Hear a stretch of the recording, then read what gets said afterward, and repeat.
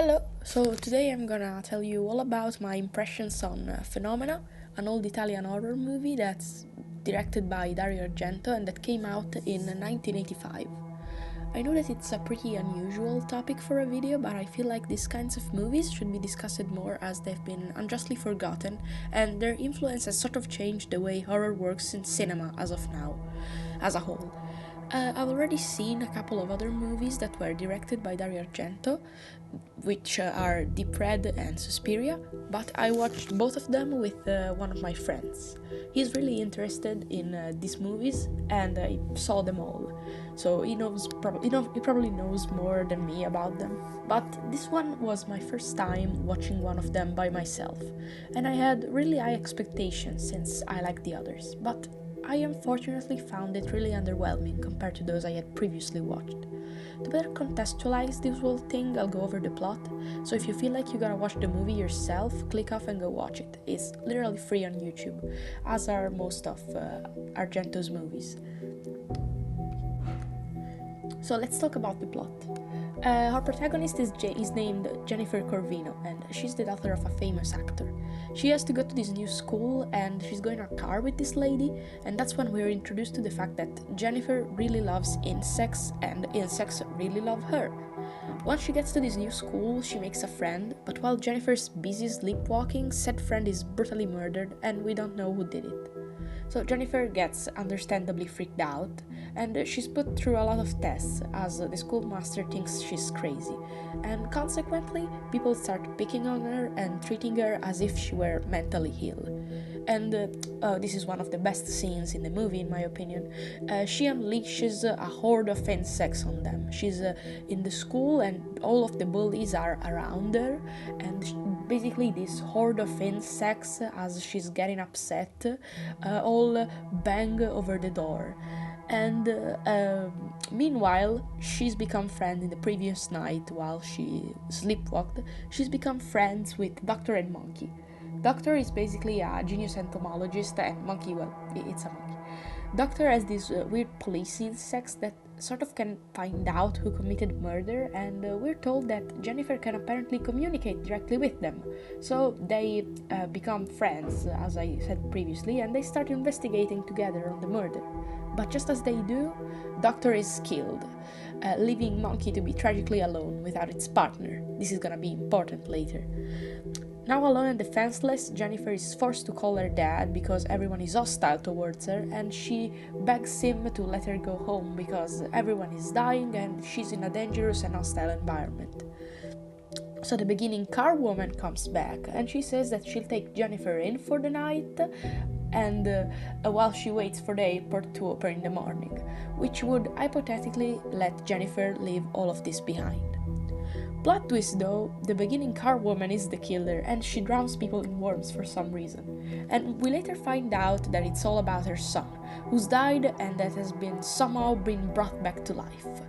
But for being a killer, Car Lady is kinda bad at her job.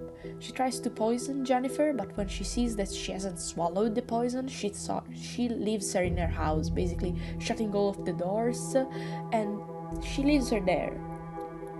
With a phone that's still attached. She has thrown the phone inside of a hole, but Jennifer is being left alive, so she just leaves. Some epic music later, Jennifer manages to find out where the corpses of the murder are being kept, and she falls like in this pool full of worms. She manages to free herself and escape, but as she's escaping, she finds her undead son, the killer's undead son. And once she meets him, he's basically turned around, and he's really scary. I mean, when I first saw her face, I got extremely startled, and that really impressed me because despite having seen many convoluted horror movies with absurd monsters, this kid with makeup still made me so afraid. But anyways, Jennifer is able to kill the kid while she's trying to escape on a boat. The scene is very strange. There's water going on fire, and the kid basically gets drowned by this horde of insects that are cold again, like in the previous scene that I've described. So we're in the final moments of the movie. There's like 2 minutes of movie left, and Jennifer sees that her dad's lawyer has finally found her and come to pick her up, as she managed to call home earlier. As I said, she finds the phone that's been hidden. But we don't have time to see him, as literally 1 second later, the killer, Carwoman, comes in and kills the lawyer. And she gets ready to kill Jennifer as well, but in the final moment, Monkey comes back and she's able to kill her. And basically in the ending scene, there's Jennifer and the monkey hugging. I found that really strange, but I mean, maybe that's just me. So one thing I don't like about Argento's movies is that the final fight in the movies I saw always happens in the last 2 seconds. I mean, this is something that we can see in modern horror movies all the time. It's always, at the final scene, it's always full of extreme violence, it makes no sense, and it sacrifices any logic just to give you that final scare.